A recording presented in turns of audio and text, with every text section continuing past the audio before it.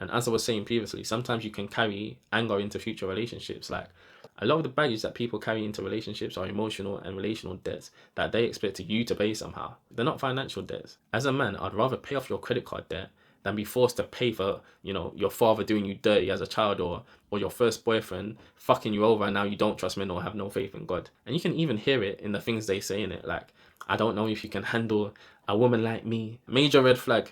Another entry today, I'm finally going to talk about enemies of the heart. I know I've been mentioning it and previewing it for a while now. Honestly, I should have recorded this back in January or even last year. It's taken this long because, I have to go back and relive experiences and emotions, which I don't particularly wish to do, like that. But here we are, and today I'll dive into enemies of the heart, specifically the four emotional states that can destroy relationships. These are real relationship killers.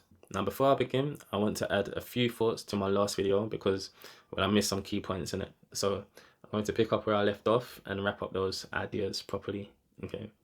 So in my last video, just before the camera malfunctioned, I was talking about the idea that our field of specialism as believers is war.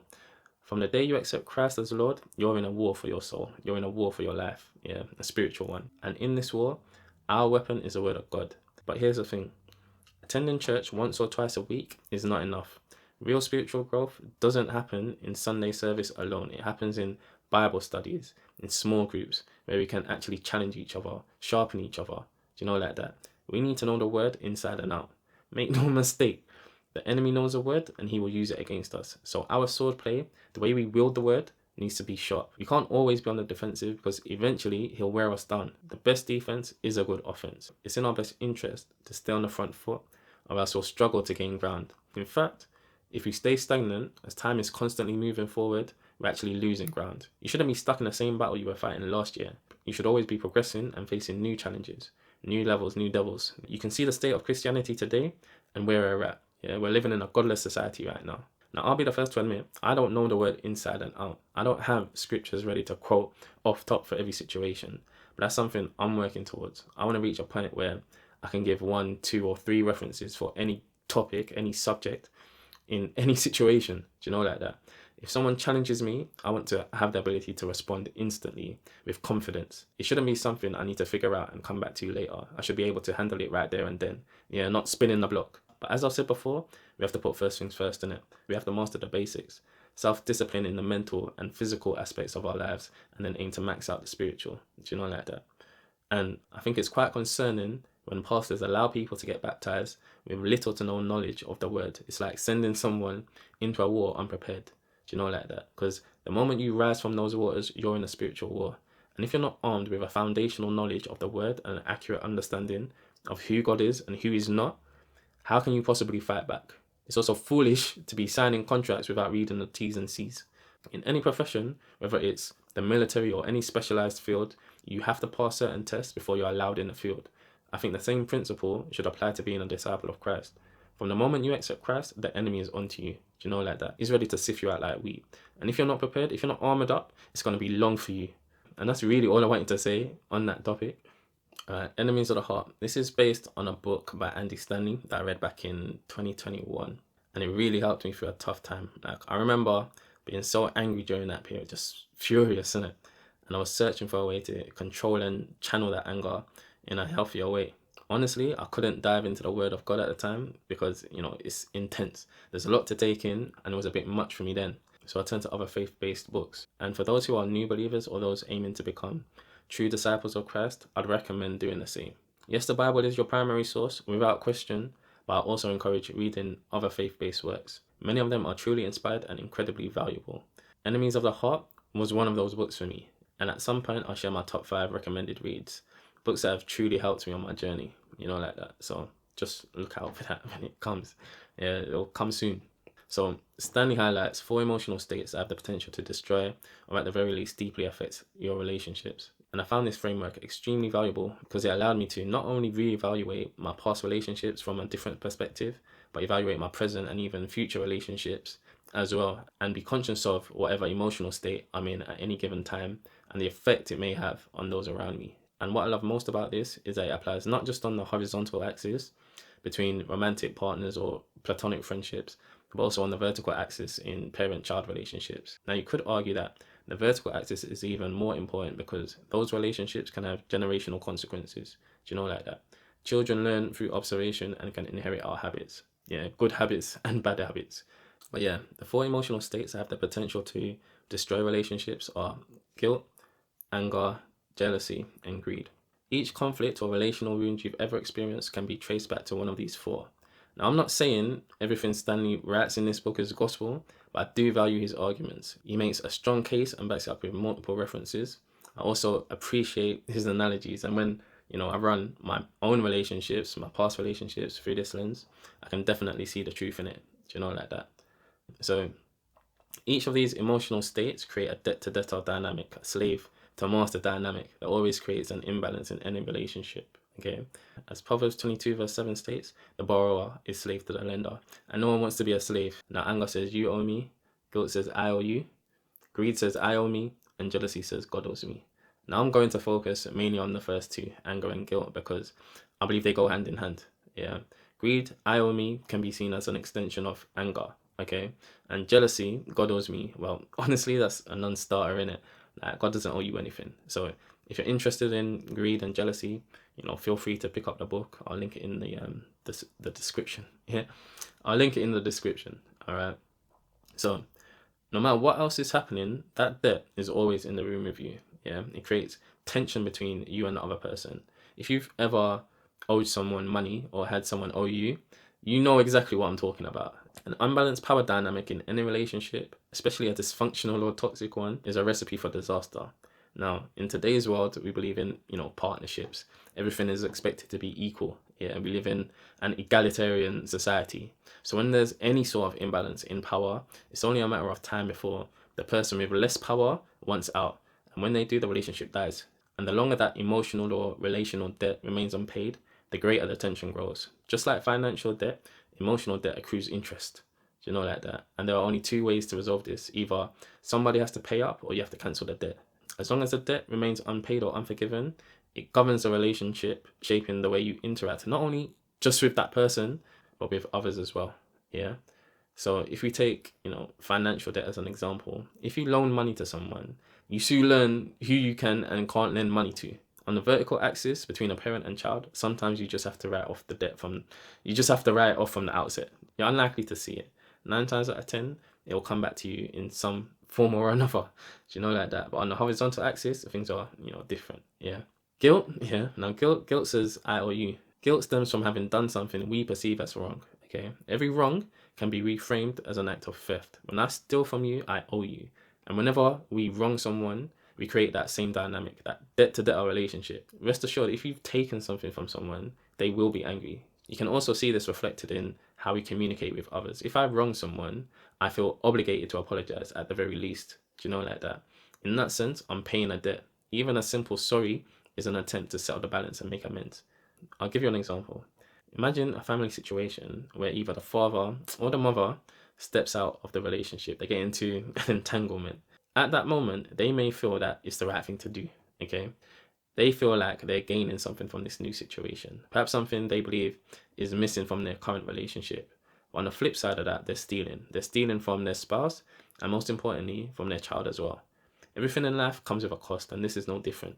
Not all costs are paid up front, and the most expensive are paid on layaway. Now, if we focus on the child here, when a parent steps out of the family, they steal the child's opportunity to grow up in a complete family unit. In most cases, that relationship will eventually end. If the spouse has any sense, they will leave. Now, that child is left without the two-parent household they once had. You've effectively stolen that from them. Now, let's be honest, this situation tends to happen more often with men. Yes, women do it too, but men, more often than not, find themselves in this position. Once you've taken this from your child, you're inevitably trying to make it up to them in some way. You might try to compensate for what you took by showering them with gifts or material things in an effort to buy their love, but trying to buy love often leads to materialism and a distorted self-view within the child, innit? So ultimately, it's the child who loses. Even though you're trying to make it right, the overcompensation creates harm. But this isn't limited to broken homes. On the other hand, sometimes it's about trying to buy peace.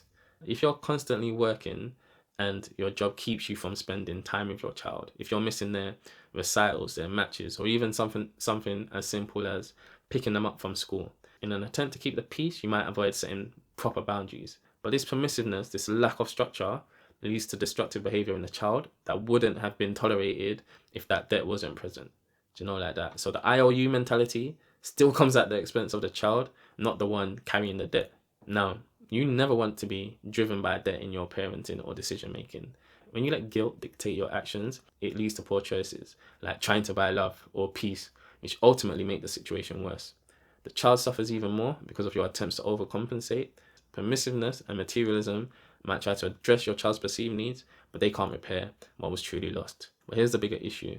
Whilst the IOU mindset leads to bad decisions in relationships, it's often the decisions you can't make that can cost the most. Let's say, for instance, you feel like you owe your child, yeah? If they perceive that debt as well, they might not listen to you, at least not until they believe you've paid what's owed in it. But that day may never come. Many fathers find themselves heartbroken because they lose all moral authority in their child's life, especially if they're not the primary guardian or no longer part of the family unit. A lot of these fathers watch helplessly as their children make destructive choices, unable to intervene because of this outstanding debt. The position guilt puts them in strips them of their influence during crucial stages of their child's development. And as the child continues down a destructive path, more lives are impacted, more hearts are hurt, all because of this unpaid debt of guilt. And the truth is, nothing short of paying that debt will relieve you of guilt. But like I said, that day may never come, you know, like that. So it may be down to the child to cancel the debt, yeah? Using my own relationship with my daughter as an example, on the vertical axis, the parent-child dynamic, I had my daughter when I was 20. Bullish decision, but don't get me wrong in it. Like, I love my daughter. I'm incredibly grateful for her. She's been a true, blessing in my life, even though she frustrates the hell out of me at times, like that. Now, as a side note, and this is something I genuinely believe, if you're a man under the age of 30, you have no business being in a relationship with a woman or even entertaining one. No business at all. You're simply not ready. Most men don't really understand who they are or their God-given purpose until they reach 30. Unless you're a professional athlete, musician, or actor, most men aren't in a position to execute their true assignments until they hit 30. David didn't become king of Israel until 30. Jesus didn't even start his ministry until his early 30s. And that's despite both of them knowing as a youth, like that. If you don't know where you're going, how can you lead anyone, let alone a woman? You can't lead or direct her because you haven't even discovered your objective yet. Without that clarity, selecting a suitable woman will be a myth. Second of all, you probably won't have the resources required to provide for not only your wife, but I'm guessing you're going to want to have, 2 or more children as well. You're handicapping yourself if you move too early. Third of all, the third pillar being able to protect. Yes, you may be able to protect, but there's a difference between protecting a person from physical harm and protecting a person from spiritual harm. You're not going to be physically present 24/7. So you've really got no business being with a woman until the age of 30 minimum. And you have these foundational principles of being a man, these foundational pillars of manhood patterned. But anyway, back to my daughter, I had her at 20, yeah? Now, I felt guilty towards my daughter in the past. Like, I robbed her of a stable family unit and left her, at a disadvantage. As a result, some of my decisions were definitely debt motivated. My parents, even her mum, have told me many times that I spoil her, and they may be right. But since reading Enemies of the Heart, I've become more conscious of this and I've made efforts to correct it. With that being said, like before my daughter was born, I went into parenthood thinking it'll be me, her mum, plus our child. Like that? My daughter's the addition. She's the plus one. But after she was born, it felt more like it was my daughter, her mum, plus me. Yeah, I felt like a sideman. And it was an unusual feeling for me. Like, I've never played sideman position before. I wasn't used to hearing, I'm tired, I have no energy, we can't stay out late tonight, we've got to be back by 5. I'm used to doing what I like, when I like, having what I like, when I like, like that. And therefore, I went outside to get the value I thought I needed, the value I thought I was missing in that season, not taking into consideration the price I would be paying. And, I just fumbled the bag, like that, like 80-20 rule. But I stole my daughter's opportunity, to have a family unit, yeah. And at the time, my daughter was still young, and obviously she's not a boy. Like, it's not like I could kickball with her and do Project Mbappe. I wasn't exactly keen on playing Dolly House either. I struggled with fatherhood in those early years. I wasn't ready for it at all. I thought that by the time she was 5, when she could, walk, talk, read and write, That's when we'd really start connecting. Little did I know, like, those first 5 years are the most crucial to a child's development. So yes, I felt guilty, but despite everything, I thank God for my daughter. That's my girl. That's my kiddie. Even though I'm my father, like, she's just super cool. She's auntie, but super cool. And I can't wait until she turns 16 so I can travel with her and take her on more adventures, like that, and explore the world. You get me? So yeah, that's on the vertical axis. On the horizontal axis, you can even use her mom. Like, I felt guilty towards her mom too, because I did put her in a tough spot. Obviously, we're not together. She's raising our daughter predominantly on her own. Like, we live in different cities, and she's a primary parent. And part of me still feels guilty for putting her in that situation, despite some of the choices that she's gone on to make. Yeah, but if she asks me for anything, like, I'll do it. I'll happily do it if I can. Like that, within reason. I won't leave her wanting or in need, because at the end of the day, she's the mother of my child. If it benefits her, it should benefit our daughter too. Like that? And she doesn't really stop me from seeing my daughter, or weaponizing my daughter against me. She doesn't extort me for money. She's not a demon like some people. Yeah, but the less said on that, the better. Yeah, but I don't hold any anger towards her for not wanting to be with me or not giving me another chance. Like, I've had so many chances, to be fair. And I know if she had done even half the things that I did, it's long in it. So yeah. But that's another thing. Like, if I've apologized and I've extended the olive branch to you and you choose not to forgive, that's on you now. Like, I don't feel guilty towards my daughter anymore. My decisions aren't guilt motivated like that. My daughter can't guilt trip me. Her mom can't guilt trip me. Like that. They can't guilt trip me into anything. Yeah, it's not happening. My daughter knows my expectations. I've told her, on many occasions what I expect from her. Like, if she chooses not to listen, she's on her own in it. Like, and I'm dead serious about that. She's on her own. And anger says you owe me. Anger often emerges when we don't get what we want, and what we want may also include what we believe we deserve. At its core, anger is the perception that something has been taken and now something is owed. A debt to debtor relationship is established. Now, we all know someone whose anger can be verbalized in these ways. Yeah, you stole my reputation. You took my family from me. You robbed me of the best years of my life. You ruined my first marriage. You stole my purity. You owe me a second chance. You owe me affection. All of these examples echo the same sentiment. Someone took something and now they owe you. Now, for many of us, the only remedy for anger feels like payback. And even if we recognize that another solution might exist, it just doesn't seem fair, innit? People should pay what they owe. Do you know, like that? Like, to cancel that debt feels like letting the guilty party off the hook. But the tragedy is, in most cases, the debt can never truly be repaid. How do you pay back a woman for not marrying her after you've taken her purity, leaving her with fewer options? You can't truly repay that. Do you know what I'm saying? Like, once it's gone, it's gone. People spend years, decades even, waiting for debts to be paid that simply cannot be. The chance to make things right has long passed, but the anger remains. And worse still, it often intensifies and spreads. If the person you feel owes you doesn't repay the debt, that anger gets transferred to someone else. And before long, you expect them to pay. Yeah, they're left footing the bill. Now, if anger lodges itself in your heart for too long, it poisons everything. Yeah, you start believing everyone owes you something. And so the saying rings true, and it hurt people, who then go on to hurt other people still. Yeah, and it becomes, an endless cycle like that. Now, some people will cling to anger because it justifies their selfishness. Anger gives them an excuse to avoid making sacrifices. Even when you try to meet their needs, they'll find a reason to remain dissatisfied because, they'll use an excuse to be angry with you, and, they can't let that happen. But in some cases, anger acts like a boundary. It's a defense mechanism. It's a defense mechanism used to avoid being hurt again. Do you know, like that? But it's a flawed system. A heart filled with anger is a heart that seeks payment, and the one who usually bears the cost are friends and family. If we continue with the same scenario, a man who gets himself entangled in a situation that destroys his family unit, maybe he abandons his child as well, or perhaps he doesn't abandon them outright, but he just leaves the family home. Yeah, that child has every right to be angry. That child has every right to be angry because something has been taken from them. Do you know, like that? The opportunity for a normal, united family. No child deserves to grow up in a broken home. And when they do, the anger is justified.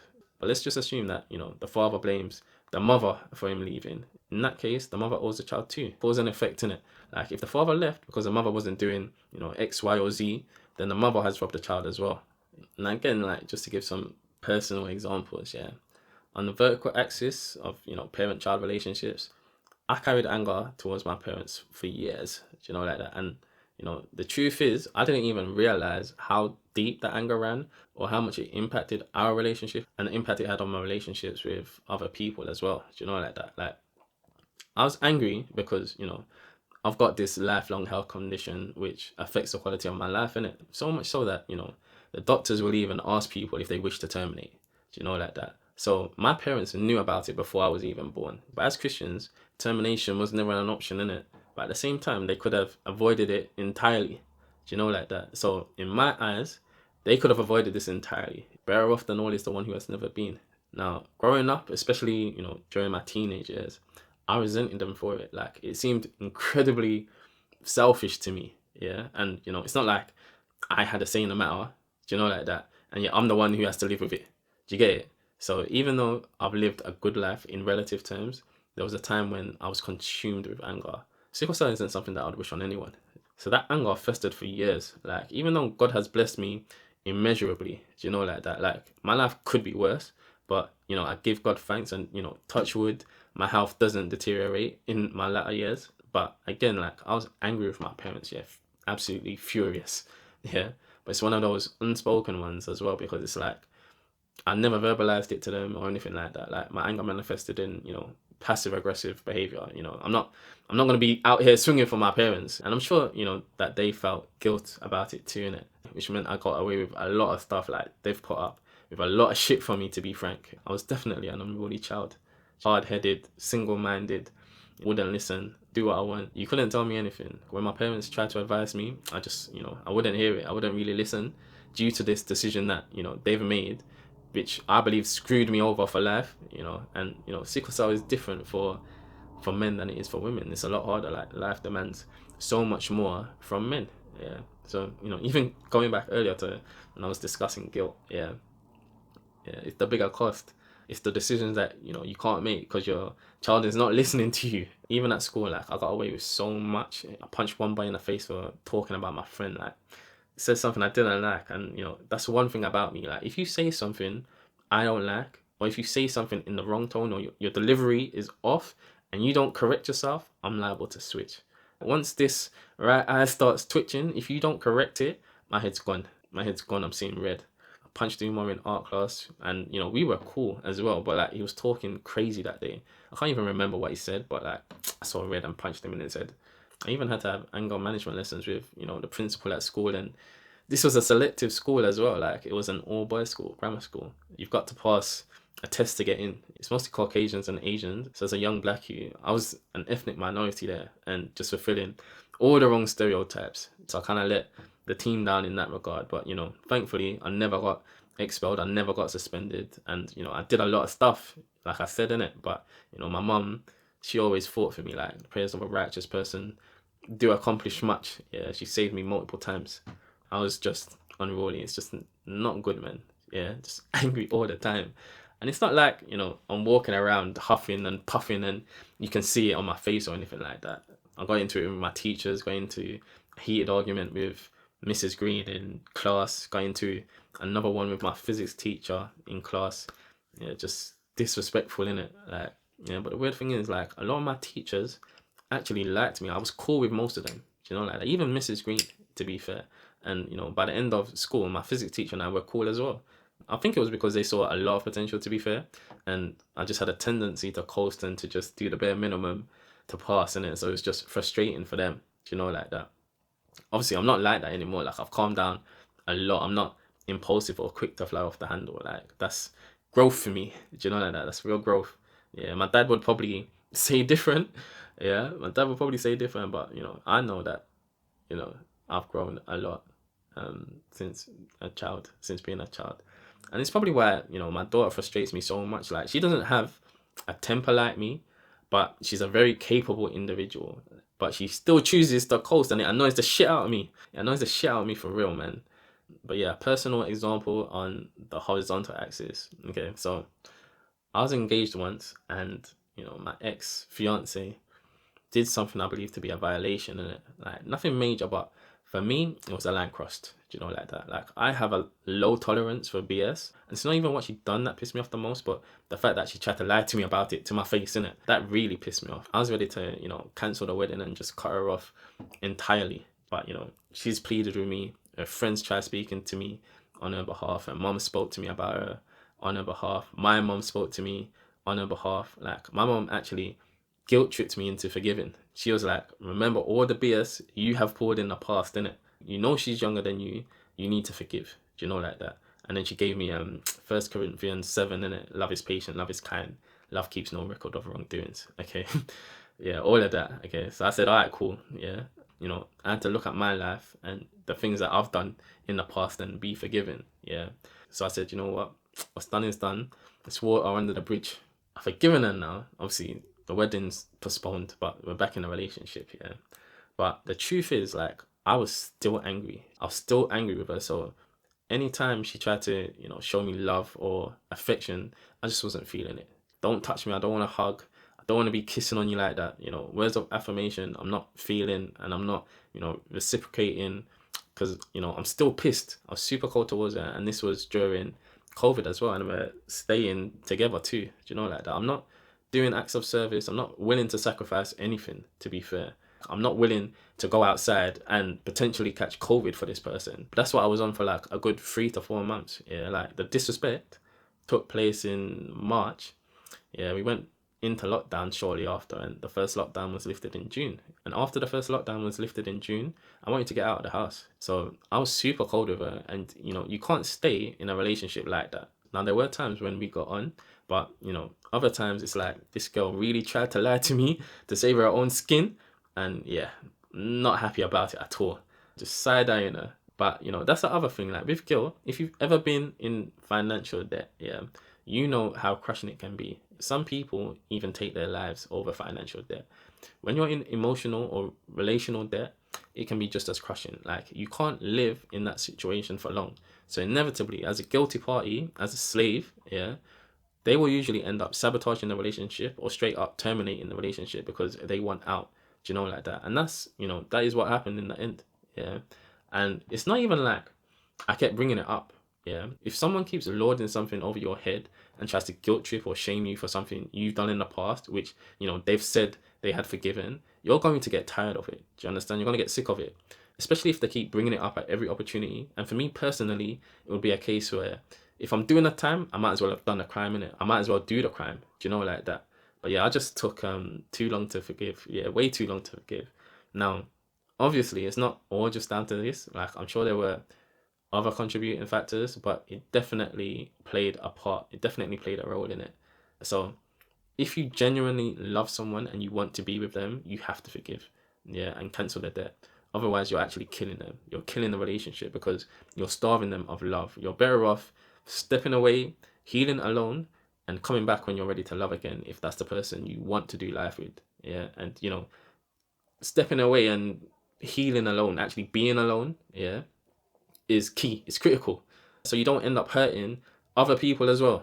Now, what I learned is this: when anger fills your heart, it kills your capacity to love, in it. The two can't coexist. Anger is selfish, it's all about you. And love is selfless. Love is sacrificial in nature. It's about putting someone else's needs first. You can't do both at the same time. When you're angry, everything's all about you. You're looking after number one. You're looking after yourself. You're going to be unwilling to sacrifice for another, especially for a person you believe to have taken something from you. Do you know, like that? Everything's got to be on your terms. And because I refused to let go of my anger, even though, I said I had forgiven, the relationship eventually died. Now, Stanley offers practical solutions for overcoming guilt, anger, greed, and even jealousy. Yeah, the best way to handle guilt is through confession. To overcome anger, you must forgive. For greed, the remedy is practicing generosity. And for jealousy, like while celebrating others is crucial, I'd also add the importance of gratitude. Do you know, like that? Being thankful for what you do have. Yeah. Now, I won't delve deeply into greed or jealousy, like I said. My focus today is on guilt and anger. You can explore greed and jealousy further by reading a book yourself, in it. Yeah, which I'll link in the description. But yeah, dealing with guilt. Okay, so to resolve guilt, confession is key, in it. Secrets lose their grip on us when exposed to the light. So confessing the truth becomes the most effective solution. 1 John 1 verse 9 states, if we confess our sins, he is faithful and just to forgive us our sins and cleanse us from all unrighteousness. So first you confess to God, but you don't stop there, in it. Like, confession isn't complete until you also confess to the person that you've wronged, in it. God already knows everything. Yeah, there's nothing hidden from him. God's omnipresent. Do you know, like that? The real challenge lies in confessing to those we've hurt. Okay. Now, confession and repentance should bring about changed behavior. Biblically, confession goes hand in hand with restitution, repentance, and restoration.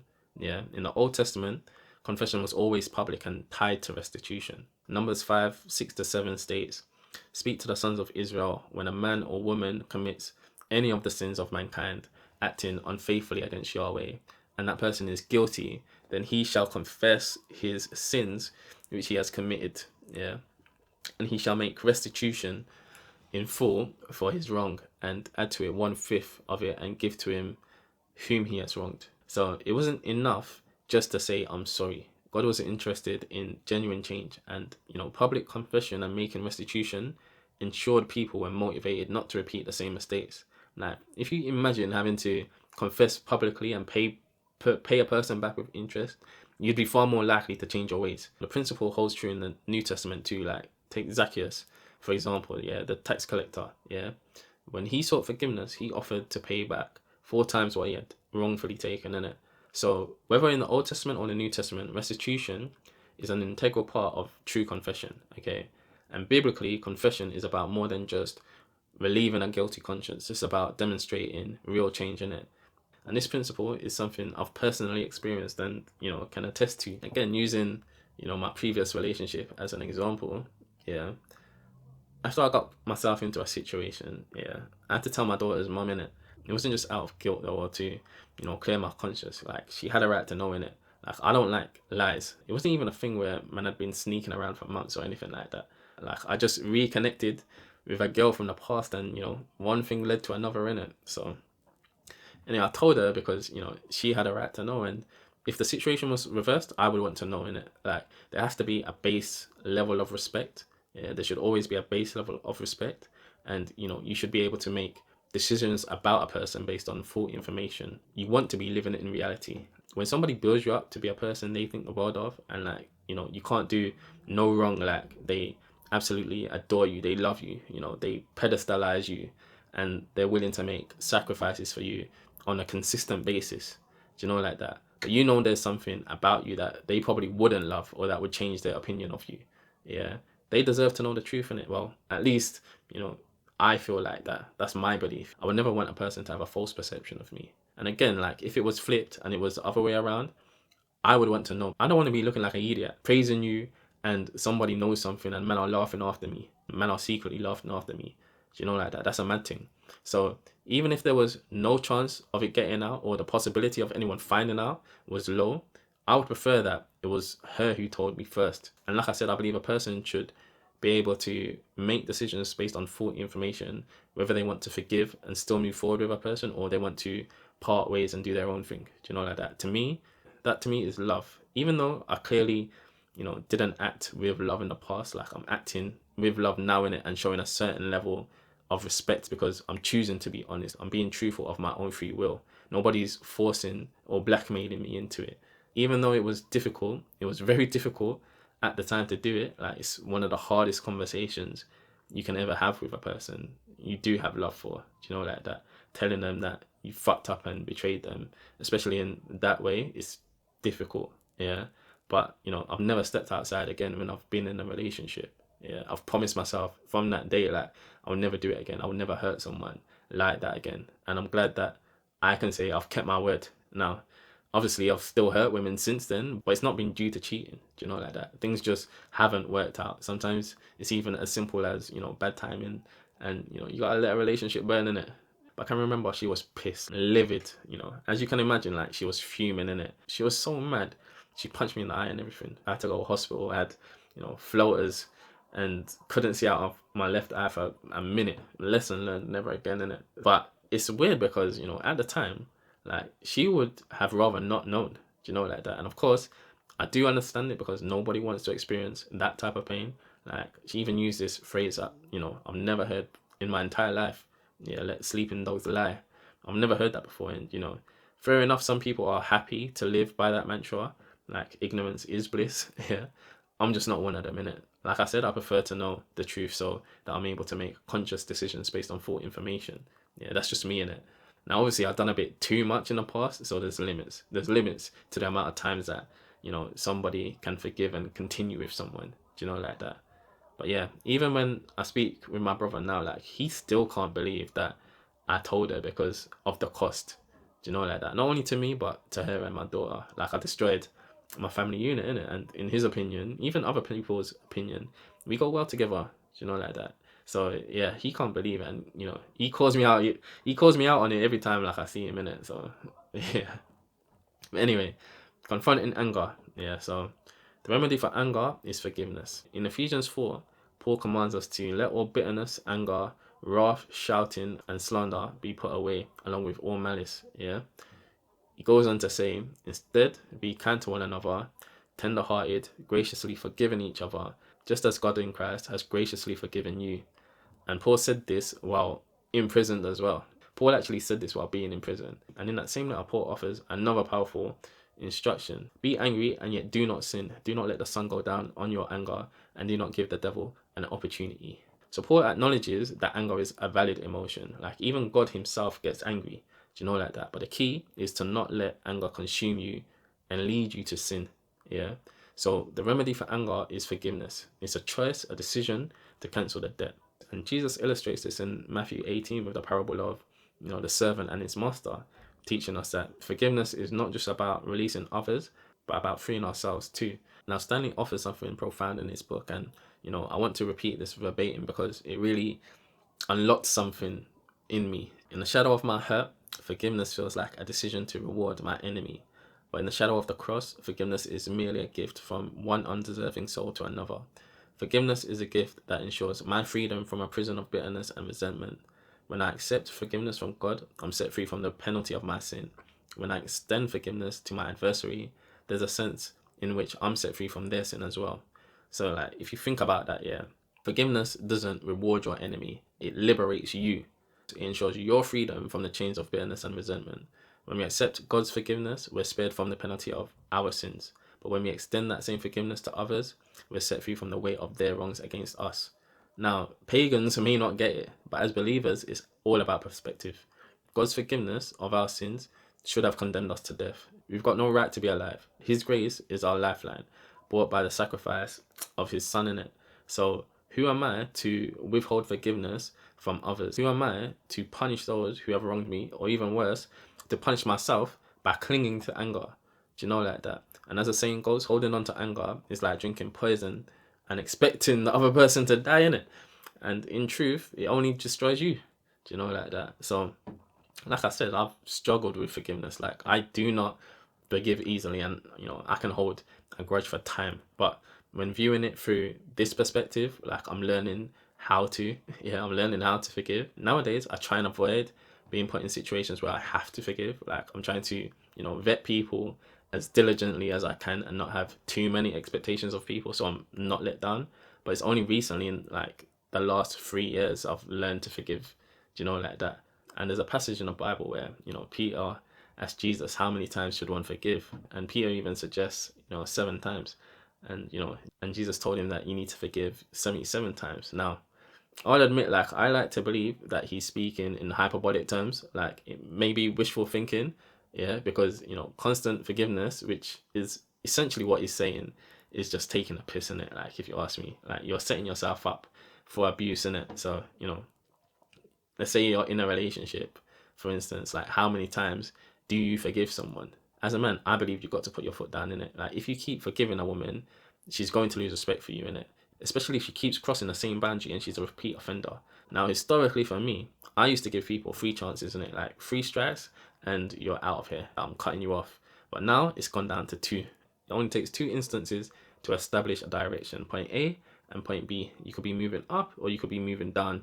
Yeah, you could even be moving sideways. Yeah, but if we're at ground zero, yeah, and you fuck up and cross a boundary, you're already at -1. If you fuck up again, you're down to -2. And it's going to take a lot for you just to get back to ground zero. Do you know like that? But, on the other hand, like if you've already got credit in the bank, like you've built a good relationship and you've built a good reputation with me, and you start fumbling the bag, then, stop loss gets triggered in it. Stop loss gets triggered, value protection. Do you know like that? I'd rather end things on amicable terms than end up potentially despising you. Reputations take years to build and seconds to destroy. Do you get? So I'm trying to minimize the loss. So the number of good times still outweigh the bad times, and at least I have a base level of respect for you. And that may seem harsh to some people, but if you don't set strong boundaries and you keep letting a person violate your boundaries and be repeat offenders, eventually they're going to lose respect for you. That boundary is not really a boundary if a person is able to keep crossing it. And as a man, like, respect is the most important thing. And I would say that the same applies to women. Like, if you're a woman and you've got a man who keeps violating boundaries that you've put in place to guard your heart, they aren't boundaries, innit? Like, if you don't enforce them, innit? And you leave yourself open to being abused, yeah, you don't want that to happen. Do you know, like that? So granted, I understand God said 77 times, but there's limits. You can forgive someone and cancel their debt. That doesn't mean that they should be able to reapply and take out another loan. Do you know, like that? To make another withdrawal on your peace. For the moment, there's no more opportunities. There's no more lines of credit. Do you know, like that? You've maxed out and defaulted. Application denied. Try again in 9 months. Now, the proper way to forgive is you need to identify who you're angry with. You need to accurately determine what they owe or what you believe they took from you. Cancel the debt and dismiss the case and don't reopen it. Yeah, this is how you forgive properly. So with my ex-fiance now, for example, I believe that she wasted my time. You know, like that. That was 4 years or 3 years out of my life, important years, which I could have dedicated towards my daughter. All the time, all the energy, all the resources that I spent on her, I could have spent on my daughter. Do you know, like that? And I don't have a monetary value for that. That's an intangible, that's an intangible cost. Yeah, but it is time. Yeah, and this is one of the problems with being in a relationship with someone who has young kids, like kids that aren't adults. I wouldn't recommend it for men or for women because their investment into the relationship is so much higher than yours if you don't have children. Like, they're investing time, energy, resources into you that they could spend on their children in it, and they are fully aware of this as well. So they're going to be very careful and do their best to make sure that the relationship works and even be more forgiving because of this investment. Do you know, like that? Whereas the person without children or a child, they're not thinking about this. Yeah, they're more liable to fuck up because they're not as heavily invested. So even in that scenario, there's an imbalance. Do you know, like that, in terms of the level of risk being taken when entering into a relationship. Yeah, so I would never recommend dating someone with a child. Like, I wouldn't date someone with a child, especially if they're the primary parent. Do you know, like that? If they're the primary parent, it's a non-starter for me. I'll be very cautious about it. It would take a lot. Like, I would genuinely need to see a future with the woman. And as I was saying previously, sometimes you can carry anger into future relationships. Like, a lot of the baggage that people carry into relationships are emotional and relational debts that they expect you to pay somehow. They're not financial debts. As a man, I'd rather pay off your credit card debt than be forced to pay for, your father doing you dirty as a child, or your first boyfriend fucking you over, and now you don't trust men or have no faith in God. And you can even hear it in the things they say in it, like, I don't know if you can handle a woman like me. Major red flag. Yeah. Now, most young males will get excited hearing that. Licking their lips, biting their lips, and, all sorts. Yeah. They love a challenge. It's a game to them, and I've been through it. But, as you get older and grow up, yeah, you don't want that challenge anymore. Like, that's stress, innit? That's stress. But anyway, Mr. Stanley also touches on lust, but he explains it differently than we might expect. Okay, so lust, he argues, isn't a problem to be solved, it's an appetite that must be managed. Okay, so within the context of a healthy relationship, lust is actually a good thing. Like, it serves a purpose in it. The issue arises when lust spirals out of control, becoming symptomatic of deeper heart issues like guilt, anger, jealousy, or greed. Yeah, but anger and guilt in particular fuel sexual sin. Like, how many times have you heard a person say he or she pissed me off, so I fucked his or her friend, or I fucked my ex as payback, and now we're even? Do you know, like that? Like, I've personally never heard it, but I know it happens. Now, nothing destroys the human soul like sexual sin. Flee sexual immorality. Every other sin a person commits is outside the body, but a man that sins sexually sins against his own body. 1 Corinthians 6 verse 18. Yeah, and the wages of sin is death. Romans 6:23. When you engage in sexual sin, you're not just destroying yourself, you're also destroying the other person involved. Okay, and Satan is fully aware of this, which is why he wills sexual sin so effectively. It's one of his most potent weapons for eroding the human soul, and it's pervasive in its attack.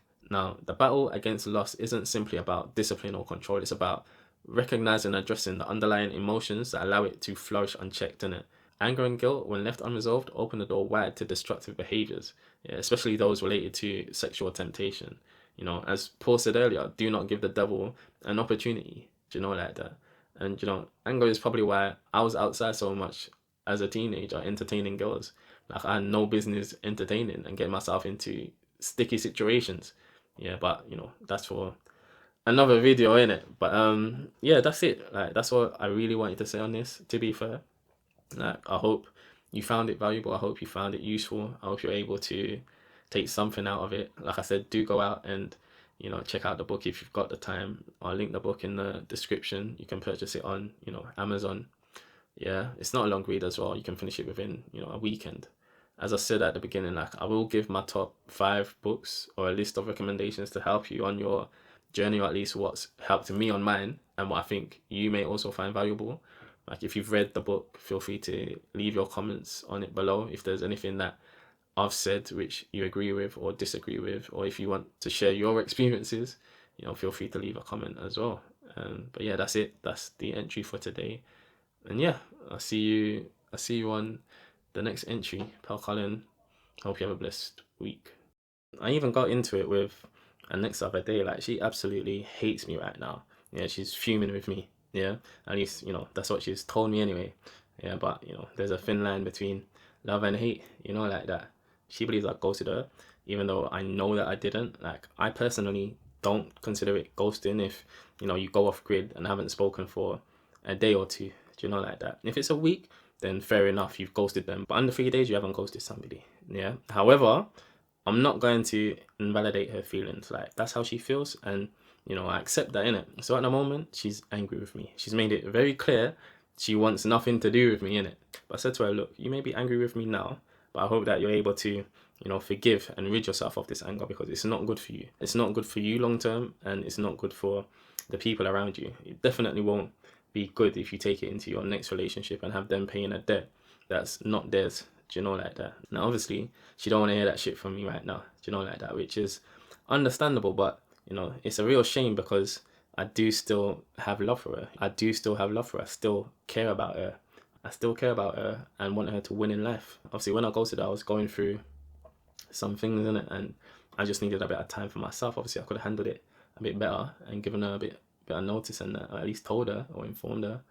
But you know, but like I said, it was less than a week in it. Like she didn't hear from me for like 1 day in it, and you know she started worrying and that. Yeah, like I don't even speak with my daughter every single day. Do you know, like that? So I'm kind of used to it. Yeah, and you know, I love my daughter. You know, I believe she loves me.